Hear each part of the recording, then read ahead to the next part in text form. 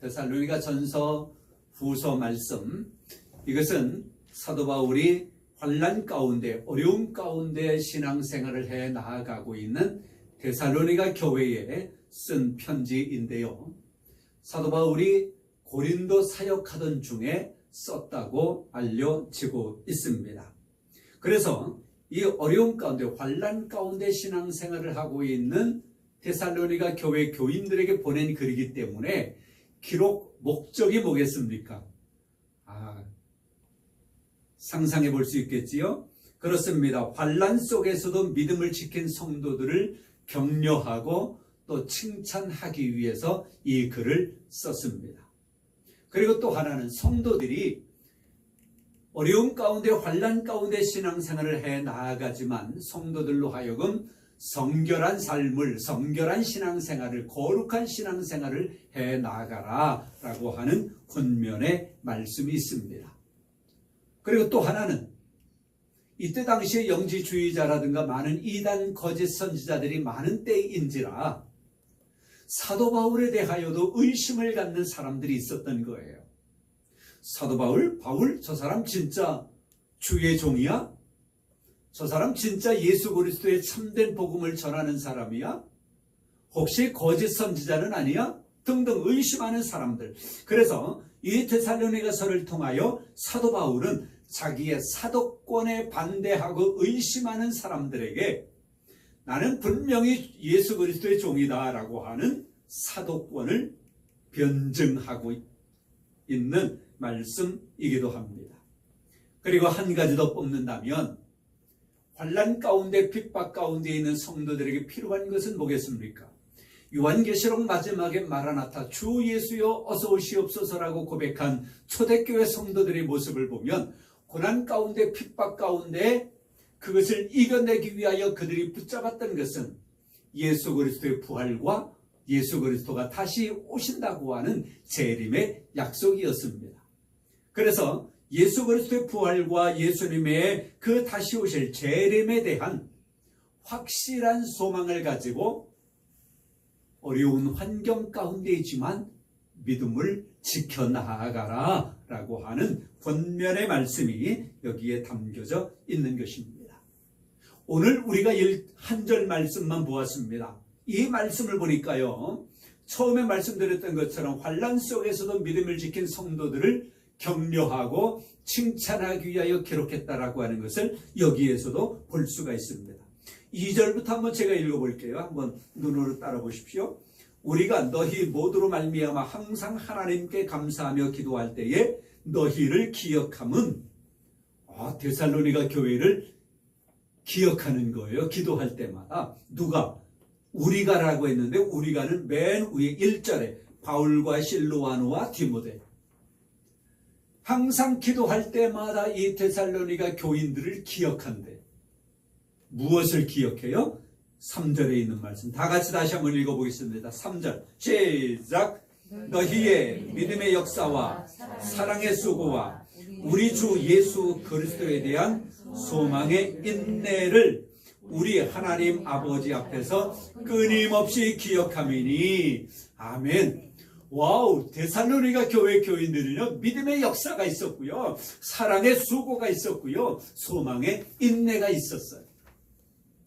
바울이 이것을 늘 기억하면서 기도하는 거예요. 그리고 데살로니가 교회에게 이것을 언급하면서 칭찬하고 있는 거예요. 그리고 앞으로도 이것을 계속 지켜나가라 라고 하는 권면이 담겨져 있기도 합니다. 자, 그러면 하나씩 보겠습니다. 믿음의 역사라고 하는 것은 뭘까? 믿음의 역사. 8절, 9절 말씀을 보니까 8절 후반절에 그렇게 말합니다. 하나님을 향하는 너희 믿음의 소문이 각처에 퍼졌다. 믿음의 소문이 각처에, 여러 곳에 퍼졌대요. 9절에 보니까 그들이 우리에 대하여 스스로 말하기를 우리가 어떻게 너희 가운데 들어갔는지와 너희가 어떻게 우상을 버리고 하나님께로 돌아와서 살아계시고 참되신 하나님을 섬기는 자, 우상 가운데 있던 사람들이 돌아서 가지고 하나님께로 돌아온 거예요. 이것이 믿음의 역사인 겁니다. 여러분의 신앙의 여정 가운데 어떤 믿음의 역사가 있습니까? 데살로니가 교회의 믿음의 역사는 우상을 버리고 하나님께로 돌아오는 거예요. 믿음의 역사입니다. 또 어떤 믿음의 역사가 있을까요? 어려운 환경 가운데 있지만 하나님을 섬기고 믿음을 지켜 나아가기 어려운 가운데 있지만 그럼에도 불구하고 하나님을 붙잡고 나아가는 믿음이 있다면, 그래서 어려운 환경 속에서 능히 일어나는 믿음의 사람이 있다면 그 사람에게는 믿음의 역사가 있는 것입니다. 여러분이 하나님을 믿는 믿음 안에서 어떤 환경이 변화된 경험이 있습니까? 몸의 질병 가운데 있다가 하나님 앞에 기도하였더니 믿음으로 하나님을 붙잡았더니 하나님이 치료해 주셨다라고 하는 경험이 있다면 그것이 믿음의 역사입니다. 혹시라도 우리의 가족 가운데 어려움 가운데 처해 있었는데 내가 그 가족을 위하여, 부모를 위하여, 자식을 위하여, 형제를 위하여 뜨겁게 기도하였더니 그 가족이 그 어려운 가운데서 돌아서 하나님을 붙잡은 아름다운 믿음의 삶을 살아간다라고 한다면 그것은 또 하나의 믿음의 역사인 것입니다. 그 외에도 많은 믿음의 역사가 우리의 신앙생활을 통하여 나타나야 하는 것입니다. 그렇게 되어진다면 그 후에 어려운 환경 가운데 처했을 때에 과거에 있었던 그 믿음의 역사를 붙잡고 흔들리지 아니하는 믿음의 삶을 살아가는 것입니다. 혹시라도 여러분의 부모님, 여러분의 할머니, 할아버지, 그 윗세대, 혹시 또 여러분의 가족 가운데 누구가 하나님을 믿는 바른 믿음의 삶을 살아가고 있다 친다면 그분을 붙잡고 나도 우리 할머니, 할아버지처럼, 나도 우리 부모님처럼, 나도 우리 형제처럼 저렇게 믿음의 삶을 살아가야지 라고 하면서 우리가 믿음으로 제대로 살아가는 사람이 있다라고 하면 그것 또한 그분을 통한 믿음의 역사가 나에게 나타난 것입니다. 이러한 믿음의 역사가 우리 가운데 많이 나타날 수 있으면 더욱더 좋습니다. 그런 여러분들 되어질 수 있기를 주님의 이름으로 축복합니다. 사랑의 수고는 뭡니까? 사랑의 수고는 2장 9절을 한번 넘어가 보십시오. 2장 9절에 이렇게 말합니다. 형제들아, 우리의 수고와 애쓴 것을 너희가 기억하리니 너희 아무에게도 폐를 끼치지 아니하고 밤낮으로 일하면서 너희에게 하나님의 복음을 전하였다라고 말합니다. 우리의 수고와 애쓴 것, 사랑의 수고예요. 사랑의 수고. 그런데 여기 애썼다라고 말해요. 2장 9절에 애썼다라고. 애쓴 것이 뭡니까? 그래, 너 애썼어, 수고했어, 그러잖아요. 이 애자는 사랑 애자가 아니라 우리의 이 내장을 이야기합니다. 청장, 내장. 그래서 애썼다라고 하는 것은 이 청자가 끊어지는 듯한 그런 심정이라고 하면 이해가 되겠습니까? 온 마음과 정성을 다하여, 우리 흔히 그런 말 하잖아요. 아주 그냥 큰 힘을 쓸 때 전 먹던 힘을 다 써봐, 뭐 그런 말 하잖아요.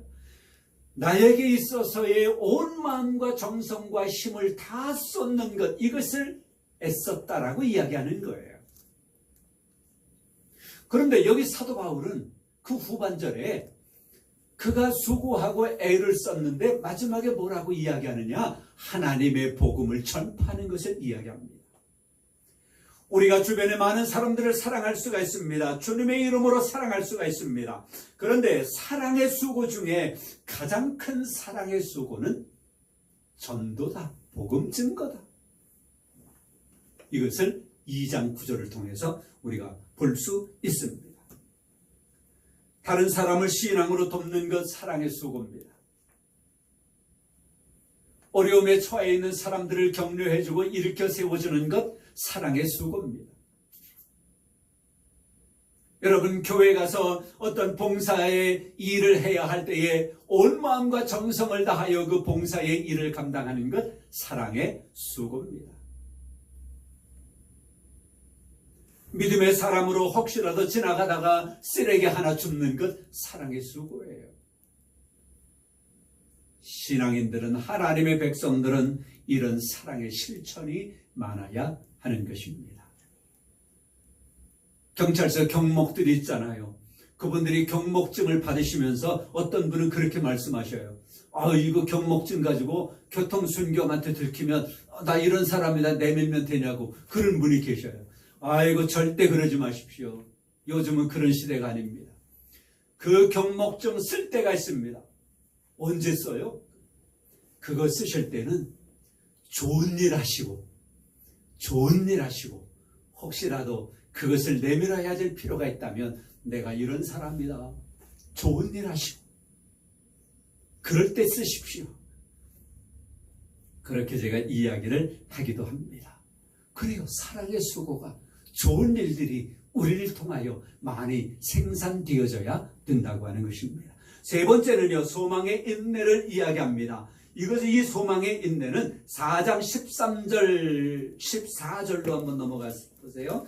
4장 13절, 14절 말씀에 이 소망의 인내에 대하여 말합니다. 형제들아, 자는 자들에 관하여는 너희가 알지 못함을 우리가 원하지 아니하노니 이는 소망 없는 다른 이와 같이 슬퍼하지 않게 하려 함이라. 14절도 읽으면 좋겠습니다만, 그래요. 소망의 인내가 바로 그런 것입니다. 너희가 알지 못함을 우리가 원하지 아니하노니 이는 소망 없는 다른 이와 같이 슬퍼하지 않게 하려 합니다.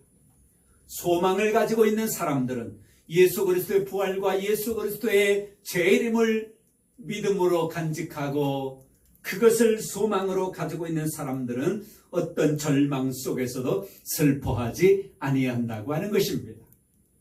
세상 사람들은 예수 그리스도를 믿지 아니하는 그런 사람들은 절망 속에 슬퍼하고 어려움을 당하면 고난이라고 이야기하고 실족하는 그런 경우들이 있습니다만, 그러나 하나님의 사람들은 그럴 경우에 더욱더 그 바닥을 딛고 일어설 수 있는 담대한 믿음이 생겨나야 하는 것입니다. 그것이 바로 소망의 인내인 것입니다. 세상의 모든 사람들이 똑같이 어려움을 당하지요. 그럼에도 불구하고 하나님의 사람들은 자기가 당한 그 어려움을 그저 세상 사람들처럼 똑같이 그런 방법으로 해결하려고 하는 것이 아니라 하나님 앞에 내어놓고 하나님의 뜻이 무엇인지를 발견하고 내가 준비해야 되고 내가 해나가야 할 것이 무엇인지를 깨달아 살아가는 사람, 이런 사람이 소망의 인내를 가지고 살아가는 사람인 것입니다. 예수님의 부활로 말미암아 우리는 새 생명 가운데 살아가게 되었잖아요. 예수 그리스도가 다시 오신다라고 하는 재림의 약속, 그것을 우리는 약속으로 받으면서 주님 오실 날을 우리가 고대하고 있습니다. 초대교회 성도들이, 데살로니가 교회 성도들이 환난 속에서, 핍박 속에서 믿음을 굳건히 지켜 나아갔던 것, 소망의 인내가 있었기 때문입니다. 여러분에게도 이런 소망의 인내가 있음으로 인하여 우리가 살아가는 동안 당하는 모든 어려움들, 환난들, 곤경들, 아픔들을 믿음으로 이겨내고 기쁨으로 승화시켜 나아갈 수 있는 그런 믿음의 삶이 여러분에게서 나타나시기를 주님의 이름으로 축복합니다. 믿음의 역사와 사랑의 수고와 소망의 인내, 이제는 데살로니가 교회 교인들의 것이 아니라 여러분의 것이 되어지시기를 주님의 이름으로 축복합니다.